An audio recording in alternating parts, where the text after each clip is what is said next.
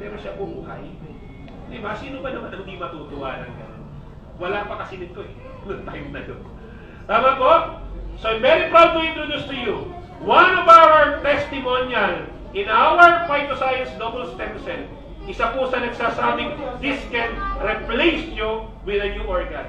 Palapakan po natin, Partner Carol.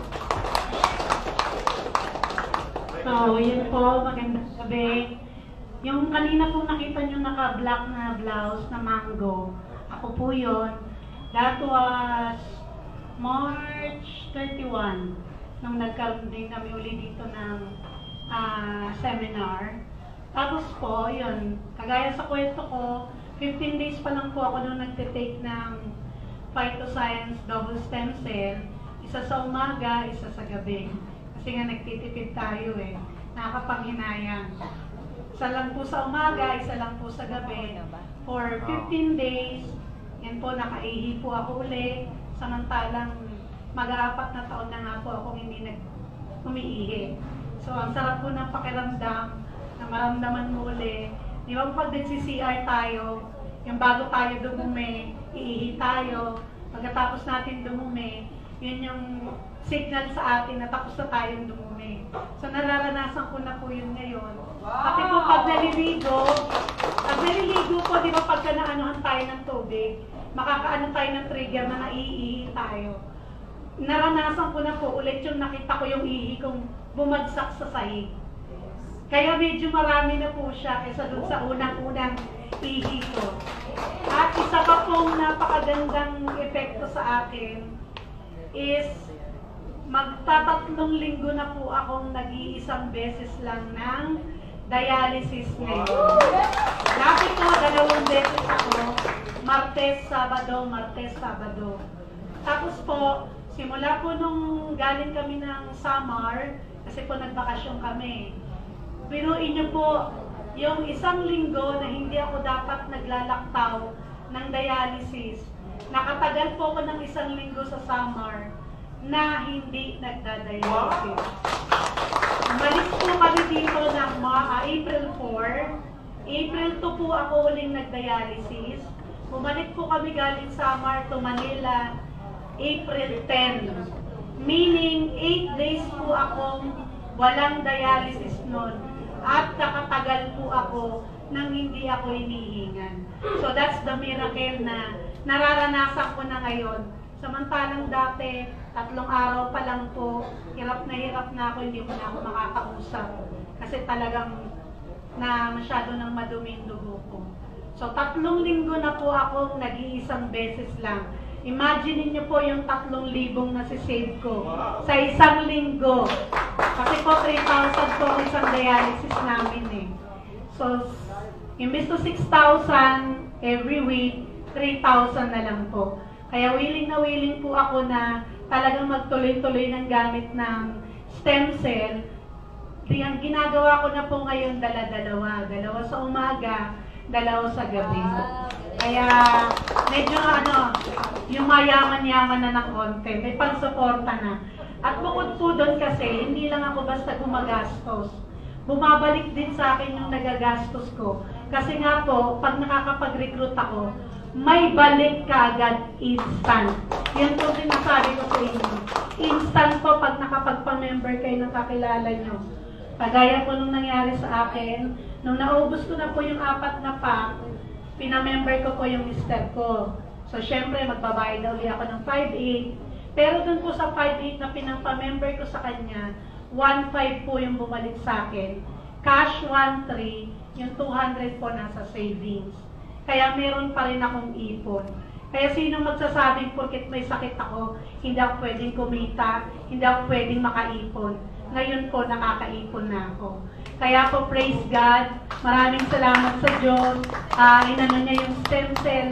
Nakilala ko yung mga taong dapat kong makilala. Sir Leo, Sir Joe, sila po yung mga nagpabuting loob sa akin na i-invite ako habang hindi pa huli yung lahat. At least alam ko ngayon, nakikita ko yung future ko na makikita ko pa yung mga apo ko, sa mga anak ko. Samantalang dati, ito po kasi operasyon namin dito sa fistula, Dito ako sinasaksakan kasi ng karayom. Ito po 5 years nag-aano to, nasisirang pusa. So pag nasira po ito, operahan ka uli 50,000. Pwede dito sa kabilang kamay, pwede dito sa may malapit sa dibdib, pwede dito sa may singit. Kaya yung mga matatagal na po talagang nagdadialysis, marami na po silang access. Pag naubos yung dalawang braso, dito sa dibdib, tapos dito sa dalawang hita. Pero ako, nakikita ko po ngayon na hindi na ako aabutin ng 5 years sa dialysis. Ngayon pa lang po nararamdaman ko na sa susunod na linggo, 1 buwan na po akong once a week. So baka po sa susunod, pwede nang twice a month na lang, pwedeng once a month na lang. At siguro in 6 months, tinatarget ko po talaga in 6 months, hindi na ako magdadialysis. Sana ibigay sa akin ni Lord yung pagkakataon na yun, mabuhay uli ng normal. Kasi po alam niyo sa totoo lang, yung kapatid kong tumutulong sa akin, matagal na pong umaaray sa gastos. Ang sabi niya kasi, ate, alam mo yung ginastos natin sa dialysis mo ng mag-4 na taon, kung pinagawa natin yan ng bahay, ang laki na ng mansyon natin, may mga sasakyan na siguro tayo. Sabi ko naman sa kanya, oo nga, may mansyon ka nga, pero siguro wala ka ng ate. Ano gusto mo, ate o bahay? Sabi niya, ate. So nagtitiis na lang po siya na buwan-buwan pinadadalan ako ng pang-dialysis ko. Kahit na siya sa sarili niya, kayod, kabayo dun sa ibang bansa. Tapos po, yung mga anak ko, 2 anak ko na pong nag-18 years old. Pag 18 na kasi yung bata, pwede mo nang gawing donor for kidney transplant. Siyempre, nagbalak po ako noon na magpa-kidney transplant kasi nga, mahirap po talaga yung dinadialysis. 4 na oras hanggang 5 oras kang nakasalang.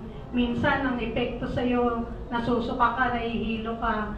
May mga kasamaan po kami sa dialysis na bigla na lang namamatay, habang nakasalang, bigla na lang manginginig, tapos wala na.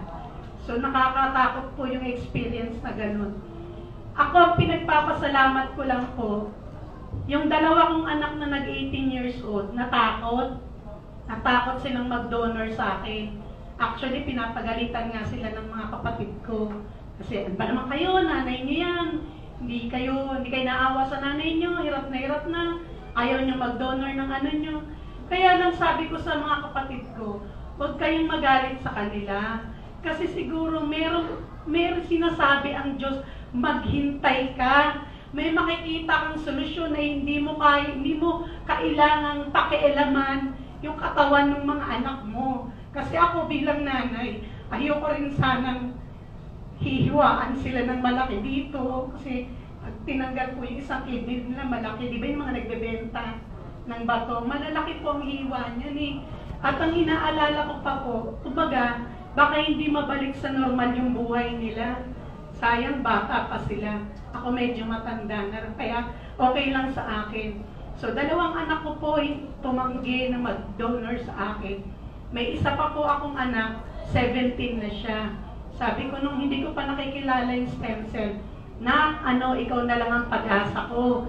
Ikaw na lang ang naging isang anak ko. Papayag ka bang mag-donor sa akin kung sakaling mag-18 ka na? Ang sabi ng bunso ko, opo mama, opo mama. Pero ngayon po, nakikita ko na kahit pumayag yung anak ko, hindi ko nakakailanganin kasi kagaya ng sabi ni Apply Noel, gagawa ang stem cell ng bagong kidney para sa akin, para hindi ko na kailangang pakialaman yung katawan ng mga anak ko. Kaya naniniwala po ako doon, sana po in 6 months time ng paggamit ko ng double stem cell, yung miracle ni Lord ibigay niya na sa akin. At sana po yung mga kagaya ko, nakakilala ninyo, sana po ma-invite nyo para hindi pa huli ang lahat sa kanila, maisalba natin sila. Nung nagpunta po kami sa Tech Type Seminar din, ang sabi po nung nagsasalita sa amin doon, meron daw po silang isang pinuntahan na malalang sakit na rin. Ang sabi daw po sa kanila, bakit ngayon lang kayo? Kumbaga parang medyo late na kasi yung pagkakakilala nila. Sana po hindi maging huli sa mga kakilala natin, sa mga mahal natin sa buhay, yung pag-i-invite natin sa kanila na makilala nila yung stem cell. Kasi kailangan matry talaga nila sa sarili nila eh. Ang pinakamagandang kwento daw po na pwede mong ikwento ay yung sarili mong kwento, yung naranasan mo. Kaya kailangan maranasan nyo muna po talaga sa sarili nyo kung ano yung epekto niya. Kagaya din po ninyo, ako din ganyan dati, nagda-doubt din. Namamahalan din po ako. Sobrang laki niyan para paggastosan mo. Pero kung iisipin nyo po na hindi na kayo iinom ng ibang gamot, hindi na kayo magpapadoktor, hindi nyo na kailangang bumili ng gamot sa sakit ng ulo, gamot sa ubo, gamot sa sipon. Kasi kada may mararamdaman ka, maglalagay ka lang sa ilalim ng dila mo, gaganda na pakiramdam mo. Andyan po ang mister ko, andyan yung panganay kong anak. Sila yung mga nakakakita ng hirap sa kung gaano kahirap yung nagdadialysis. Andyan po yung bigla-bigla, minsan 2 araw pa lang dialysis na uli ako, lalo na pag may nakain akong bawal, gaya ng bagoong, kaya mataba akong pechong kawali. Ayan. Sila po nakakakita ng hirap ko, pero ngayon po, sa awa ng Diyos, hindi na po dumadating sa amin yung mga biglaang ganyan kasi healthy po ako sa pakiramdam ko. Maraming salamat.